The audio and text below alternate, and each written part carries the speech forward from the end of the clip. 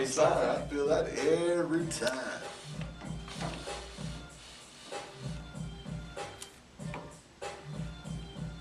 Yeah, don't change the theme music. Don't change the theme music.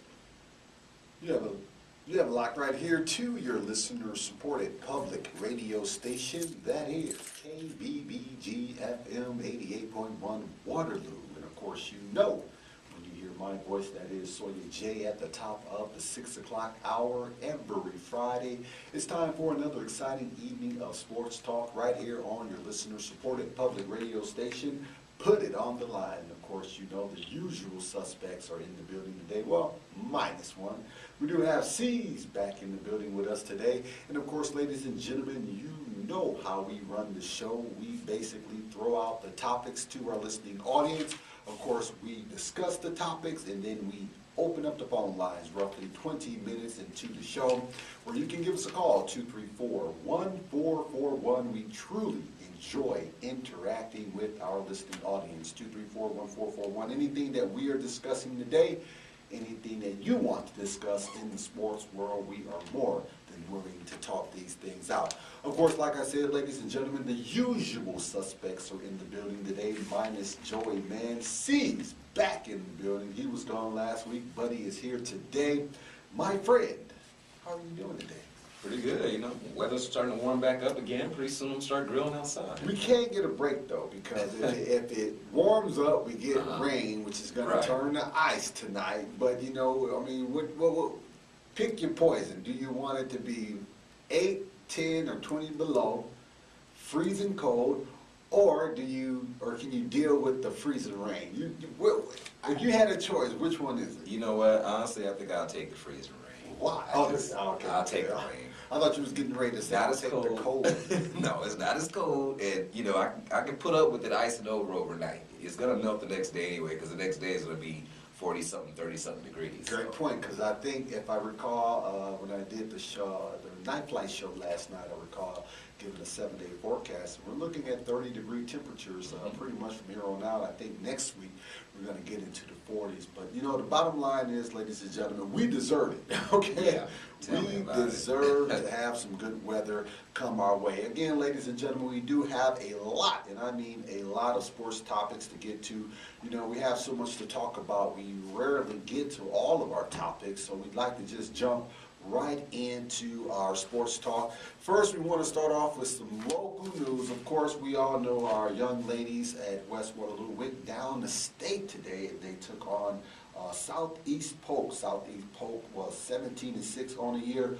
West Waterloo 22-2 on the year. But unfortunately, our young ladies fell to Southeast Polk today. I listened to it, a little bit of it on the radio. It was hard. It was a close game throughout the first, second, and third quarter. First, second, and third quarter. But then Southeast Polk started to pull away from West Waterloo. But these young women had a wonderful, great year under Coach Pappas. You know, Coach Dr. Pappas, he's a friend of ours here on the radio station. He's been on our show before, and as always, we wish all of our young athletes in the area all the best in what they want to do as they move on to other things of life. Now, of course, on that basketball team was KBBG's two-time female athlete of the year, Blair Thomas, and of course, she chose Iowa State. Before we talk a little bit about the game and just, you know, we've had this ongoing discussion, C's, about, you know, what can we do? Again, you know, you've been on the discussion before. What can we do to help our athletes in the Cedar Valley, you know, achieve greatness? And when I say achieve greatness, not to say, I don't want this to come off in a negative way, because not to say that the young ladies or the young men are not achieving greatness, but in a sense, what can we do to better their chances of being successful, not only on the basketball court, the football field, or even on the track. You know, some of the things we mentioned in the past, we've had coaches on our show before talk about, you know, the parents. They have to get their kids involved in more activities. You know, there was a time when we were younger where, you know, if you didn't play 2 or 3 sports, you know, you ain't doing too much of nothing. That's Nowadays, you get a lot of athletes or a lot of young, and again, I don't want to sound like this old fogey, you know, back in our days, we used to, I don't want to sound like that, but what I do want to at least touch base on is because, you know, we, Waterloo schools, West Side, East Side, Columbus even, very successful in our era when it comes to making runs at state, you know, having great basketball records. And again, this is not knocking our youth today, but the question remains is, okay, why is Cedar Rapids schools a little bit better than us now when we used to beat them with no problem? Why is Iowa City high schools better than our athletes right now when we used to beat them on a regular basis, not only on the basketball court, but also on the football field? You have a thought on that, C's? Well, I did notice in the early 90s and stuff, like a lot of those teams like City High and City West, Cedar Rapids, you know, we were beating quite a few of those teams, but then I kind of noticed a shift of power as about, I would say, my sophomore, junior year in high school at Cedar Falls High, where back at that time, City High had Tim Dwight playing running back. That's when you started to saw that so I kind of shift. started to see the shift right shift. around between my second and third year of high school, more or less my second. And that's when I noticed a lot of these City High squads starting to come up and win in basketball as well as football. Then all of a sudden, next thing you know, City West is coming up right there with them. Yep. You know, and Cedar Rapids at that time, like those schools, don't get me wrong, they were pretty good competition, but they weren't our main competition. Are we talking about a parenting issue? Are we talking about a student issue? This comes down to, okay, first of all, you want these kids involved in things like in the community as far as sports and stuff. Well, then the community kind of needs to support these kids too, because then a lot of people wonder why these kids, you know, aren't doing well in school. How does one support the kids, in your opinion, in specific terms? Well, it starts at home first. If Okay. parents feel like they got a talented child in a certain sport, then encourage a child to go out for the sport as well. Good point. While you're encouraging them to go out for the sport, do your child a favor to show up and to support them too. Absolutely. You know, I mean, Absolutely. that kind of helps too. That goes a long way. When you got these parents showing up, because when I was a kid in school back in the day, my parents showed up to my sporting events. Because I would ask them, hey, you gonna be there? Because I needed that support to help my self-esteem out back then. Let me ask you this question. And again, you know, social media can be a blessing, and a lot of times it can be a negative thing. But there's been conversations making its round on social media, and one of the quote-unquote thought process that I read, and again, these are comments, people just make comments, and you know, you make a comment, someone maybe, and I'll just say specifically Facebook, someone may make a comment on a particular subject, and then you'll get other individuals making comments on that one comment, if that comment deserves someone's response to that particular, yeah, there you go. And one of the thought process was, are we dealing with, I don't want to say weak, but are our kids, you know, Lewis used to always be on the show, and he used to always talk bad about us. He said, y'all young kids are not tough enough. You guys are not tough like we used to be, you know. Is there a certain, I hate to use the word toughness because that sort of holds a certain, maybe the work ethic isn't there it holds a as certain much connotation to it, and I don't want it to come off in that manner. But I mean, let's just put it on a line. You know, can we make our kids more tougher? And when I mean by tougher, ladies and gentlemen, I want to be real specific. When I mean tougher, I'm talking about a mental toughness that when, you know, the times get rough, you have that mental capacity and training to be able to get through it and deal with it, you know. So if you may lose a game by 30 or 40 points, it's not going to affect you the next game. Are we lacking that now based on what you see these past few years? Or is it, again, going back to the point, are the kids just not interested in some of the things that we were interested in? Is it another cultural thing to the degree where we didn't have the play? Well, I mean, I don't know when PlayStation started to come in, but we definitely we're dealing with a quote-unquote gaming culture, a gaming nation, in a sense where more kids are playing games inside on the quote-unquote Xbox or PlayStation as opposed to literally going out and playing those games on the field and basketball courts, because I truly believe, and we've said this before with the Gates Youth Basketball League, that gave us a certain toughness. Yeah, that and the Gates Ball Youth Basketball League. Another thing that helped out is in the summertime that kept a lot of kids off the street and it gave them something to do. You know, and it also helped the parents out with giving their kids an outlet in the summertime. Absolutely. For me, Gates League and the Boys and Girls Club was kind of the thing that my family put me in to keep me basically like just my mind stimulated. You know? Absolutely. And just to keep me off the streets, out of trouble, around the wrong influences. Not saying that even though they did all that, I wasn't going to be around the wrong influences anyway. But Yes. it helped give me a positive way of focusing on something else. Sports was a positive thing for me.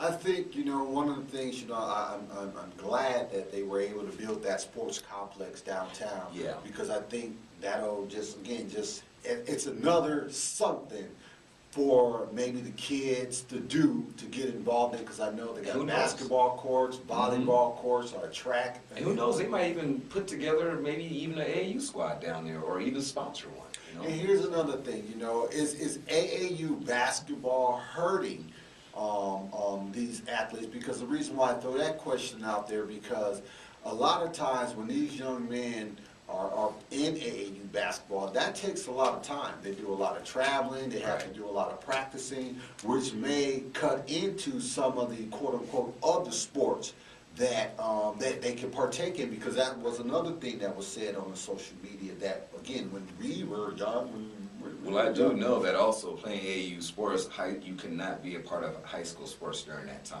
It's against, I believe, state rules or something like that. So if these kids are playing AAU sports, it's during their off seasons. Okay, but that can tend to kind of wear you out when you're doing sports all year round. Okay.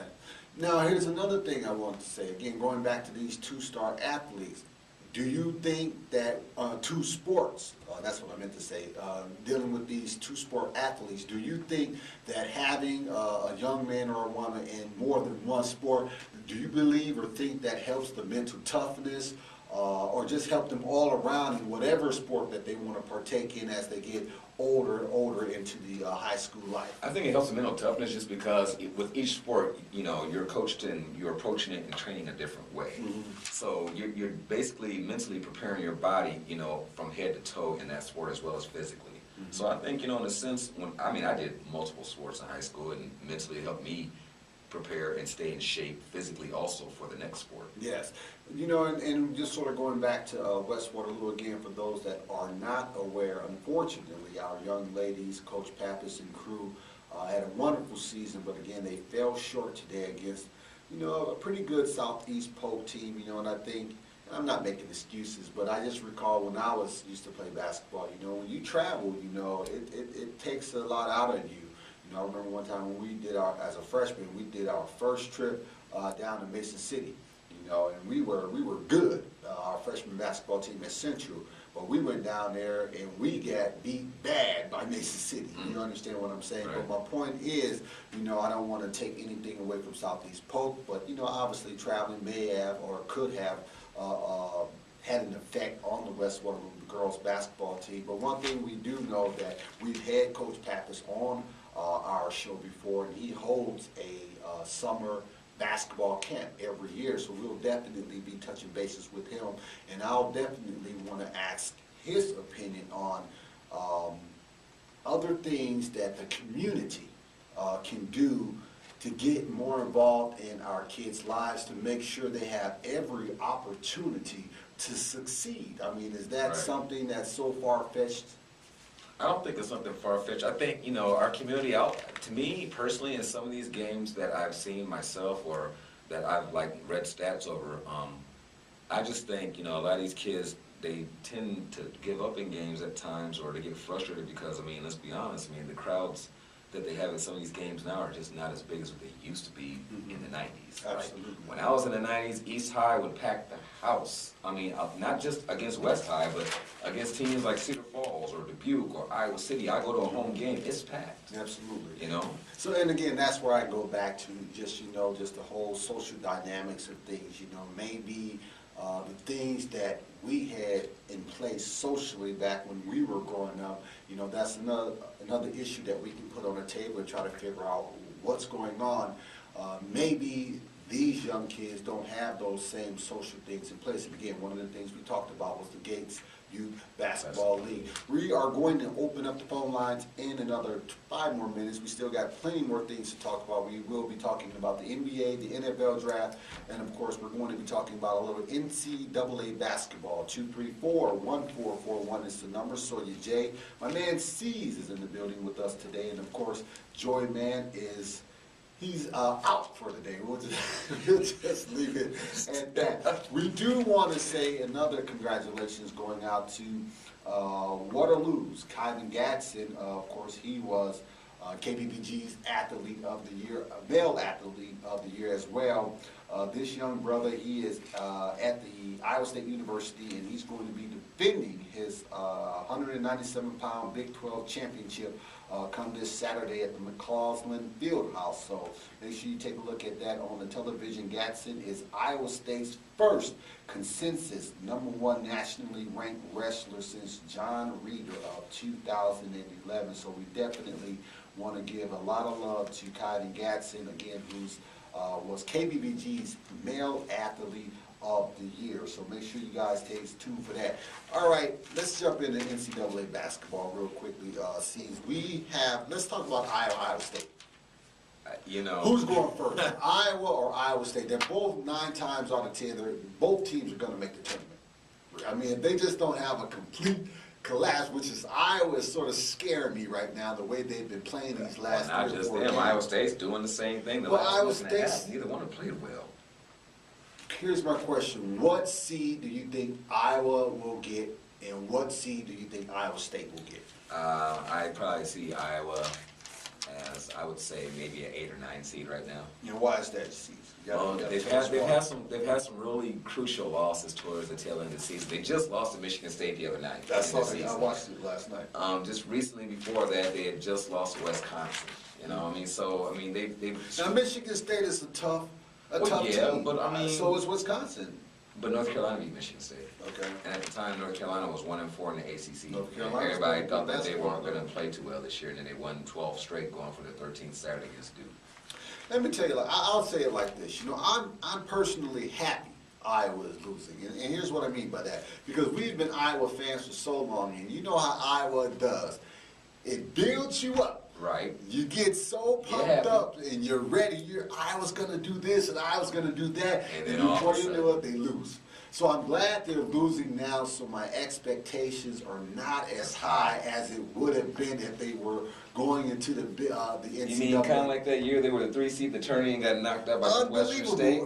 Just unbelievable things like that. That's like what we deal with as Iowa fans, and we are used to it. So I'm glad that Iowa is losing right now. Me personally, I think I'm with you. I think Iowa will most likely get anywhere between an 8 to 10 seed. Somewhere like that. It all depends on where they place in the Big Ten tournament. Okay, right. I think Iowa State.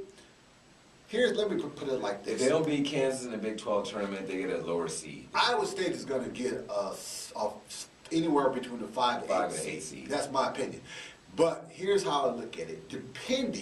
I still got faith in Iowa because I think Iowa can pose a matchup problem depending on who they play. Right. Iowa has pretty good shooters. They're a lot more athletic than they used to be back in the days. They play great team ball. Pretty good coach. I think their coach is pretty decent. A little bit more above the rim type team now, and but and that's what's killing me is because I can't put together why they're losing like the way that they are losing. I still can't put it because they'll go on these cold streaks where they can't make buckets. Or they can't, and there'll be 7, 8 minute stretches in the game. They just lost to Baylor. That's what I'm saying. Now, you're talking about Iowa State. Yeah, Iowa State. And Iowa State as well. See, I can't understand these long droughts of just not playing good basketball. Like that game against Michigan State, they went about 6 to 7 minutes without scoring. And I'm sitting here looking at this team like, what is going on? So all you guys got is white and marble? Is that all you're telling me? And this is where this is a critique of the coach. Okay. Because I was watching the game last night. We were double duty. Right. Trying to do a little... Watching the game a little bit last night, and one thing I noticed, he had I just didn't like when Marble, it seemed like when Marble would get into a groove or when they needed Marble the most, he would sit Marble down on the bench. And there was like 2 moments where I was like, I would need a score right now, because right now you can literally see Michigan State is starting to take advantage of what the players that was actually on the floor at the time. I think it was. Well, did you also see during the game when they started figuring out that, okay, Roy Marble's hot, he's going to keep firing like this, okay, we got to put a couple of people on You him. saw that. I noticed that nobody from Iowa would want to take the shot, and I was like, okay, you got to find someone willing to take that shot. That's true. When the team is locking Marble down, because they know he's the focus of his team besides White. And White didn't have a good game at point guard for them, which hopefully he'll bounce back in the Big Ten tournament and give them a good show. We'll see that. We'll see what happens as the NCAA tournament. Who do you like? Of course, this has been an up and down year. The top 25 has changed so much this year. And see, that's where I go with this. See, this is the unstableness of NCAA basketball. Now, last year I said, when I looked at Louisville in the Big East tournament, when they won the Big East tournament, the first thing I said is they're going to win the title. Because they played a tough game. They were battle-tested, road-tested. I mean, they had a tough schedule last year. I'm like, okay, Louisville's when they won that Big East tournament, I said, Joe, so I was like, Louisville's going to win this tournament. I said, Duke right now doesn't even want to see these guys again. And I predicted them to win it, and they won it. Even with the broken leg of Ware, which made them even more emotional, I thought that made them even more determined to win. This year, I can't even honestly give you a clear-cut favorite. Wichita State is not even a favorite to me. That's a favorite to me, and that's why I can't figure out why you can't see them as a favorite. Who did they play? Now listen, nobody. Who did they play last year? But still, here's the point. They made it to the Final Four, and they played the exact same team in their league last year that they played this year. This year they have a far greater or a far better record than they had last year. Do you see them win the national title this year, honestly? What was that? Do you see them win the national title? I see them easily getting back to the Final Four. I see them easily possibly making a run at the national championship. Now, granted, I do understand the point where you're coming from. I'm not convinced until I see them in the Final Four. I mean, I understand it, but my point is, how can you not have faith in this team based on what they did last year and what they are currently accomplishing this year? That is true. They did put Gonzaga out last year to go to the Final Four. Here's the bottom line, and I've said this plenty of times on this show before. Listen to Soy J. The bottom line is, with this one-and-done rule, you're going to see, again, more teams like Wichita State. When you are a heavy, senior-laden team, okay, with experience. Well, that's another thing, is they got a lot of leadership. Those are the teams that make it far in the NCAA tournament in this day and age, unless you just got that superstar team like Coach Cal had a few years back when he won the national championship. But Coach Cal, they haven't been there since, so that was almost an anomaly of what they had, because they're still getting these top-rated athletes. But in the same breath, they didn't do nothing last year. And they're not doing nothing this year. I mean, talent alone is not going to always do it. Absolutely. Put it on the line, 234-1441. We're talking NCAA basketball. Do you even have your 4 number ones? What was that? Do you even have your 4 number ones? Actually, I don't even know it's it. hard. There you go. I'll put it like this. I do have my top four. Here's my top 4. Okay. Wichita State, Louisville, Louisville, Arizona, and this is if Wisconsin can win the Big Ten title tournament, I would actually give them a number 1 seed over Kansas. Okay. But if they don't win, I'll give it to Kansas. Well, one of the reasons why I guess I'll give it to Kansas right now is because they've started to turn it on towards the end of the season. Where they kind of did struggle in the middle of the season, Kansas did. And Big 12 is tough. They're talking about Big 12 is going to get anywhere from 8 to 10 teams in. Which would be kind of crazy if they can get 10 teams. And I'll be surprised if they get 10, because no conference has got no more than 6 or 7. Okay, so I think that's the talk right now. So it's definitely a tough. I don't know if the Big 12 can get that many in, considering, especially what teams are doing, particularly in the ACC. Okay. With Syracuse joining the ACC and Pittsburgh joining the ACC, I mean, that's kind of changed things up for the dynamic of college basketball. Tell me who has the better conference this year? In your opinion. Who? Between the Big 12 and Big 12, ACC, Big 10. I would say Pac-12. I think it's the Pac-12. Pac-12, definitely not them. Okay. Because all they got is a couple of maybe 2 good teams that might make the tournament, and that's it. Right now, I would say probably the best conference out there is probably the ACC. besides the Big Ten. See. between both. Are you just saying that because you like North Carolina? Because No, I'm saying that because if Syracuse was in the Big East right now, I would say the Big East is the best conference. But give me because four Syracuse is teams. not there, Give me 4 teams in the ACC that you can say has. Just give me 4 good teams right now. Yes. Duke, Okay. North Carolina, Okay. Syracuse, and Virginia. Okay. Virginia is quietly as kept 1 loss in the conference this year. I'll go with Quiet as kept. I'm going to go with Don't the forget Big that. 12 this year. I'm going to go with the Big 12 because I think the Big 12 has a lot more tougher team. Like who? Oklahoma State, Oklahoma Kansas. State. Oklahoma State doesn't seem like they can pull it together. But they're coming because they went through that rough patch, but now they're getting back over that hill. You got Baylor. You got Baylor. Yeah, Baylor's playing good. Iowa State. I mean, they're talking about these I'm guys supposed to be scared of a team with neon green uniforms, right? On the court. I almost called you Joseph.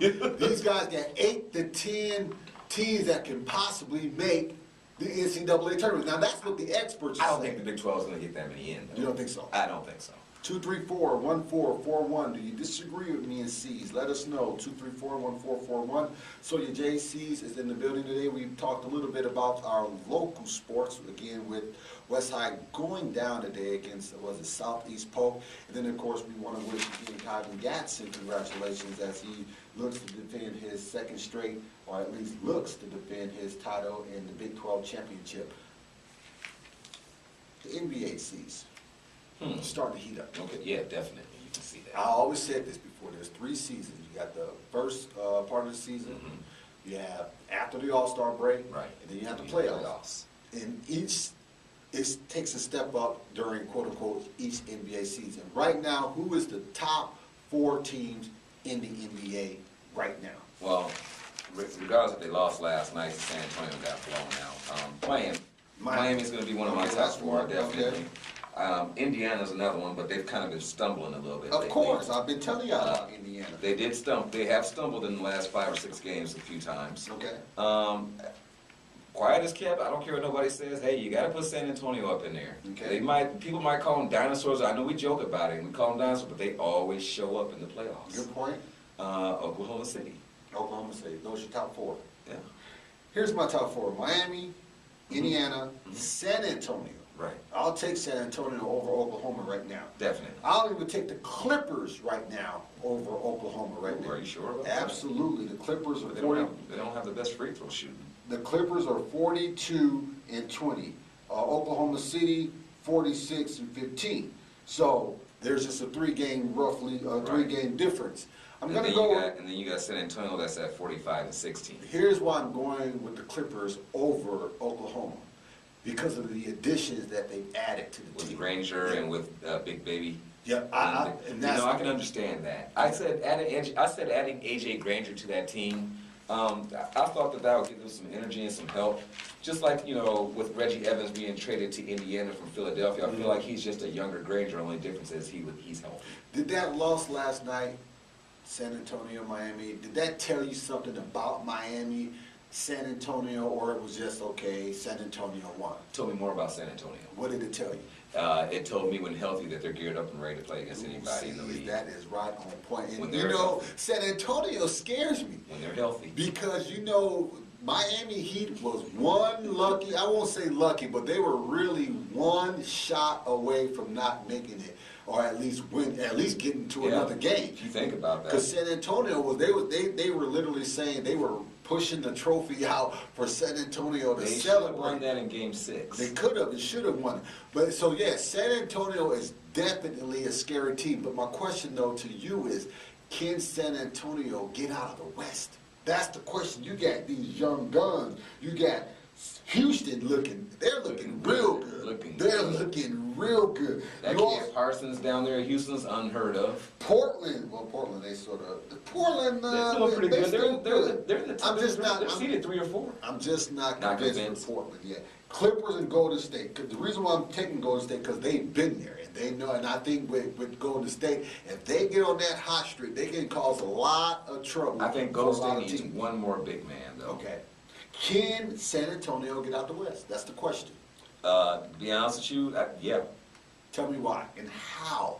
Not only why, Well, and how. it's like I was explaining to Joe, man. I was like, number one, I was like, for San Antonio to get out the West, I was like, they got to be healthy, number one. Okay. Which right now they are. They're at full health, 100%. Everybody played last night that was supposed to play. Number two, they're veterans. Mhm. They've been there before. Absolutely. They act like they've been there before. They know how to handle teams like this. I Mhm. mean, before, like we all remember correctly, the last time that San Antonio won, they went through the Grizzlies and Oklahoma's Thunder and stuff. So. Good point. And I think, and with the head coach that they have, Popovich. Popovich, great GM, Hall great of head Fame. coach. Hall of Fame. He's a Hall of brilliant, Fame. brilliant coach. I think, you After know, Phil, he's the next best coach. easily. He's the best coach in the game Right now. Right now, Right now. hands down. Yeah. We're going to get to Phil Jackson because there are talks that Phil Jackson is talking to teams like he's not going to New I think York. Detroit. New York, act New one York. team. Yeah. But here's my thought process. Here's my thought process. If San Antonio can get out of the West,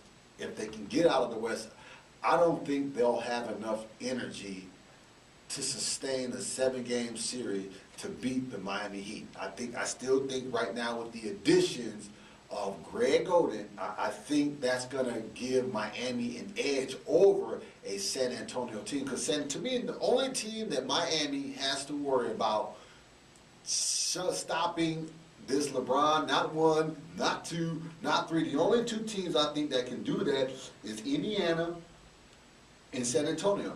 Other than that, I don't see no other team that can literally go toe-to-toe with Miami in a 7-game series. I can't see the Clippers. No, because I don't see any other squad out there. The Clippers, I don't think it'll be an entertaining series with them, but I just don't see anybody there who will put the clamps on LeBron at all. I can't see it. I don't see it at all. Oklahoma City, I just don't see it. No, Oklahoma City. I don't even see that either. I don't see it. Of course, Portland. Now, Houston scares me, but the only thing that I'm not too scared from Houston is because they don't have no true playoff experience. Now, granted, I know, But they are an exciting team to watch. Dwight Howard's been to, I think he's been to a final, so I know that he got a little that type of experience. Well, he's been to conference finals. He's been to NBA finals with Orlando. But they still a young team, and when it comes to that group together playing, you know what I mean? Right. Because last year they didn't do nothing. Okay, so this year that's the only reason why I'm still not 100% convinced. Because again, it's one thing to win in the regular season, but it's another thing to go toe to toe with a team back to back to back. That's why the NBA is so. You really, if you win the NBA title, you earned it. Right. I'll reserve my judgment for Houston until I see them in the first round. I'm curious to see what they do first round first. If they can manage to string together their first round play and second round play, then I'll be a believer of them. But right now, it kind of looks like studio magic. What's wrong with New York? It's not the coach. It's not the coach. What is it? Who is it? This team, period. I mean, first of all, you got J.R. Smith who just doesn't care. Okay. You got Felton here. He got arrested. Uh-huh. For putting a gun in front of his wife's face or whatever. Yep. You got Carmelo Anthony. He doesn't want to play no defense at all. But that's his MO. That's his MO. So you know that's gonna come with lumps. You got a team that basically has given up on the season. Mm-hmm. That team that won't even listen to their coach. Okay, they're 22-40. They're not gonna. There's no way they can make the playoffs. For them to make the playoffs right now, they would have to win out. Okay, let me tell you what's wrong with New York. No discipline. No, it's not that. It's not that. It's something. It's Carmelo. Yeah, it's a lot. Let's just put it on the table. Because let me just give you an aspect of the NBA locker room, the NBA teams. When you look at LeBron, when he was at Cleveland, when LeBron was at Cleveland, everybody followed suit with LeBron. When LeBron would be dancing, everybody danced like LeBron. You know, you have to think about it, people. How can LeBron take that garbage team that he took to the NBA Finals, even though they got swept by San Antonio? That was next to the most garbageous team, next to the Philadelphia team that Allen Iverson took to the NBA Finals. They had a couple of players on that Philly squad that played well with Allen. All right, but they did not. They got there by proxy the fact that the East Coast was garbage. But here's my point. When you look at that LeBron Cleveland Cavaliers team, everybody follows suit. They followed Right. that young man. So when But see, LeBron was though. dancing, they were dancing. But you ain't gonna do that all in Miami because it's not all on him. That's not my point. That's not my point. My point is your star athlete takes control of the locker room. Right. There's not going to be no issue with Felton and what's the other cat name? J.R. Smith. It's not going to be no issue. Right. Kobe takes control of his locker room to even sometimes do the detriment of the team. See, that's the thing. They don't have that in New York. They don't even have a leader in New York. That's my right point. Now. It's leader. Listen, that's why we're going to talk about Carmelo. That's my whole point about Carmelo is he's not a leader. He should be that. Now here's the thing though. Here's the thing. The word on the streets is Chicago, or at least Joakim Noah is trying to recruit. Okay, but for him to go to Chicago, you got to play defenses. On that team, they play defense. Here's my question. That's the question, see. It's You're almost reading my mind. Is or would that be a good fit for Carmelo in Chicago, for Carmelo to go to Chicago? Tell me why or why not. I don't think it'd be a good fit for him Why? to go there. I think he would be kind of a distraction. In regards to, He's too diva-ish. Well, when you say a distraction, I don't see Carmelo as a diva. That's He's one not. thing. He's I not. don't- I A don't diva, see but him just as a the diva. way he acts, his persona. I mean, okay, this New York squad, they're the team that went to the playoffs last year. Am I correct? Yes. They lost to Indiana, but they went. Yes. Okay. I saw when I saw them lose that particular series to Indiana, I saw Carmelo kind of break down a little bit and just in anger and just in disgust, like he was disgusted in his team. Okay, a good leader, what he should have been is like, you know what? Let's take this as a learning curve. We lost to a good team. We underestimated Indiana, which they did. Everybody can see that. And let's come back next year and let's make sure that we don't underestimate squads anymore. And oh, by the way, I'm going to play defense and actually be an outspoken leader. He's not doing none of that. None of that. And Carmelo's And not. I'm just not sure. Carmelo was a better leader in college, you know, as a freshman, if you want my humble opinion. Let me tell you something. To me, he has to be surrounded by a good team in order to get No. anywhere. Well, what was Denver? That's it.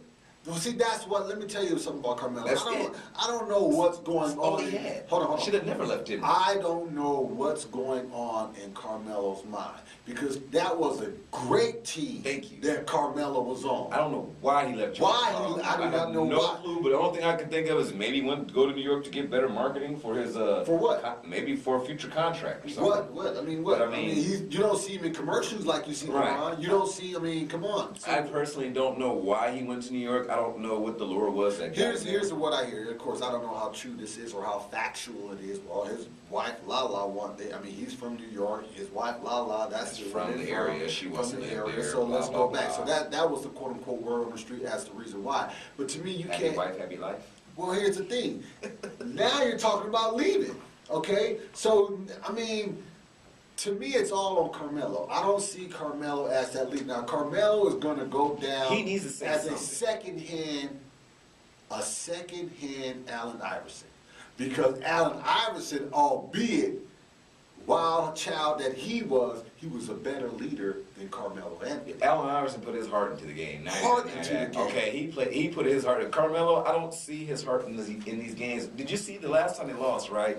I watched an interview with him. I thought the boy was about to cry. His voice sounded so bad. He's like, I'm tired of losing. Guys just don't want to play. But see, that's why again, that's what I'm saying. You might be tired of losing, but you need to speak up and say something to your team and be a leader. That's my point. You have to take control of that locker room as a leader. Everyone's gonna follow suit because they know you the man. They know that. Listen, what did Dwayne Wade say when LeBron got there? He's the man. I gotta take. He said, I had to learn. I I had to learn to take a side seat.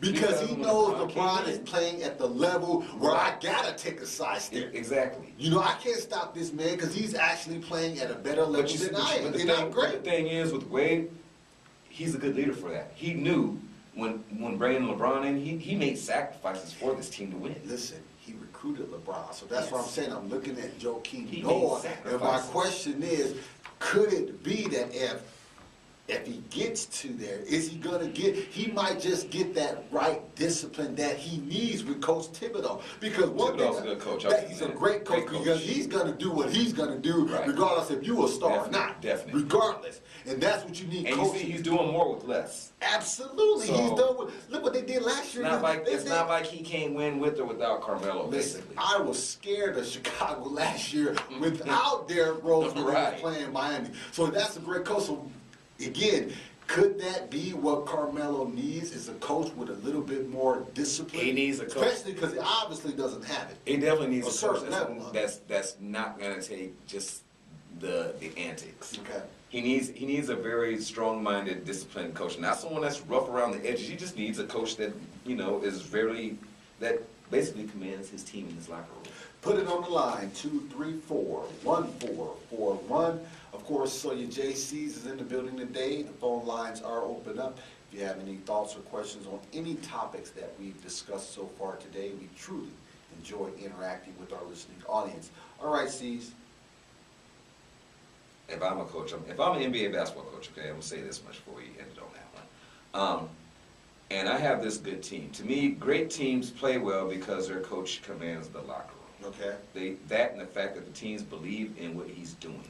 Okay. You believe in his strategies. You believe in his prestige. Mm-hmm. You believe in what he's trying to do with this squad. Let me ask you this: if Phil Jackson went to New York, Carmelo stays in New York, does Phil Jackson has the formula? Does he have that formula to get the Knicks to the level where they should be? Because they got talent. It's not that they don't have talent. They're going to get rid of some of their Amari Stoudemire, Carmelo Anthony, J.R. Smith. That's talent. And granted, Felton is a pretty good point guard. But you got to figure out how to mesh all that talent together and keep them from having. But see, that was Phil's claim to fame. That's his thing. That's his thing. Look at that Chicago Bulls team. Dennis Rodman, Michael Jordan, Scottie Pippen. I mean, if those are not 3 or 4 different personalities. Well, look at what he did at L.A. with when he had Kobe, Shaq, Glenn Rice, and Rick Fox, and Robert Horry. I mean, all types of different personalities. So you think he's good at managing egos. So the question is, great at that. Would you prefer Carmelo stay in New York with the quote-unquote hypothetical thought process that Phil Jackson will be in New York? Or would you say he would have a better shot at, obviously when I say better shot, is getting into the NBA Finals in Chicago with Coach Thibodeau? I would keep him, if we're talking Phil, I would keep him with Phil. Okay. I believe that Phil would manage to do something with his ego like he did with Kobe's ego, like he did with Jordan's ego. Good point. I mean, let's be honest, Phil does very well with superstar status type players. Put it on the line, 234-1441. So your JC's in the building. C's. LeBron put up 61 the other day. Mm-hmm. Does that, I don't know who you actually was going for the MVP, but where are you right now in this MVP run? Obviously, it's between 2 athletes, LeBron and Durant. Earlier last week, I'll just give you my point. Last week, or not last week, but 2 weeks ago, I was actually Durant. But right now, I'm going with LeBron, LBJ. I'm going with LeBron. Okay, tell me why. Here's my reasons. Okay. The 61 that LeBron put up not too long ago, plus then he turns right around the very next night, he puts up another 20, 30-something points. Mm-hmm. Okay, first of all, this is how I look at the situation. The reason why I was with Kevin Durant about 2 weeks ago myself, and then I recently shifted back to LeBron. The reason why is because Kevin Durant has kind of taken a seat back to Westbrook since Westbrook's come back. Notice that. And I don't know why, but like I just got done saying to Joey last night, I said, look, Joe, I said, I'm Kevin Durant. There's no way I'm taking a back seat. I've been on a 15, 20 game tear in the last 2 or 3 months where I've been scoring 30-plus points a game. Mm-hmm. And now all of a sudden, I take a seat back because Westbrook's back because I'm trying to fill him out. No, Westbrook can fill me out and see where I'm at. That's the bottom line. They were winning. He can follow suit from there. They were winning. So it's LeBron. When Westbrook was out. Yes. See, here's the problem with Westbrook. Westbrook is a very talented, kid. Point guard. But what he has to understand, that's his problem. He shoots too much. I think he has to find that dynamic where he's the facilitator, and because he can get the he can make his own plays. He can make his own shot. That's not a problem. But getting other people involved, that's what he has to be game. The facilitator. See, that's one thing I love about. See, Chris Paul is a true point guard. He's gonna pass that ball. He's gonna get his, but everybody else is too. This is what Chris Paul does. Chris Paul is a true point guard because he reminds me of what LeBron do. Well, everybody eats well on that team. he's going to pass that ball. Now, if I need to take over, I will. Right. And he does it when the time and the time is opportunity right there. Same thing with LeBron. Westbrook doesn't have that mental capacity. No. That's what I see. He's always, and sometimes Westbrook is out of control. If Westbrook can find that, his lane, as they say, if he can stay in his lane, do what he, like last night, he had like 3 or 4 steals, 7 or 8 assists. You know, I mean, that's the Westbrook, to me, that gives Oklahoma City the better chance of getting back to the NBA A Finals. very unselfish Westbrook. That's the best rock. That's the best shot. Because jacking up 25 shots, trying to jack up 25, 30 shots in the game, to me, I don't like that in Westbrook. Not saying that he's a bad player, but I just think that he can find a more efficient way to get his points, number one. Because, like, what was it, George Karl? Taught Carmelo Anthony in Denver. He's like, look, you can still make your average a game. He's like, let me show you how to shoot more efficiently to where you're not jacking up as many shots. NFL season. You got a lot of cuts going on. One of those cuts was Michael Vick. Right. Michael Vick, Philadelphia, or former Philadelphia Eagles star, former Atlanta Falcons star. Is the window of opportunity, has it closed on Mike Vick? We know it's closing if it hasn't closed. It's closing. yet. I wouldn't say it's closed, but it's closing. Where's Michael Vick going to land, Cease? And where's the best place for him to land for this part of his career, this stage of his career? You know, Minnesota's been talking about him, but I just don't see if he goes to Minnesota that being well for his career. Tell me why not. I think well, number one, they got problems protecting their quarterback in Minnesota. Okay. So that's the issue that he had in Philly Absolutely, quite a bit. But any quarterback is going to have that issue. Well, yeah, but if you look at it, what was it, last year, the year before that, he had to be the most touched quarterback in the league. Oh, he got popped. Yeah. Besides Big Ben, him and Big Ben were touched the most. So that's not good. What team? Well, I just don't see him at Minnesota. Personally, I think you need to put him with a warm state team now, like somewhere where it's warm, because you know Vic also got some issues with the knees a little bit. See, you were doing good all night tonight until you made that foolish comment. What, a warm state team? Yeah, a warm state team. They play in a dome, so it doesn't make a difference. Let me tell you why Minnesota is the best place for Michael Vick to go to. Why, Sawyer? Why would that? Here's one thing right now. At the stage of Mike Vick's career and where the Minnesota Vikings is right now, you got a potential Hall of Fame running back. Now, the offensive line is decent enough to open these holes up. It's all right. Decent enough to open these holes up for Adrian Peterson. You have a pretty good defense. You definitely got some offensive weapons on the wide receiver / tight end. Here's what Minnesota. They are a younger team, so Minnesota needs, with the talent they have right now, we need a quarterback that's going to make it go right now. And Michael Vick is the perfect. See, they can't. But the question is, can they keep Michael Vick upright? Well, obviously, that's going to be the $1 million question. And but if one you're would going to hope. scramble all over. I don't have a problem worrying about Michael Vick. He's the master of doing that. But here's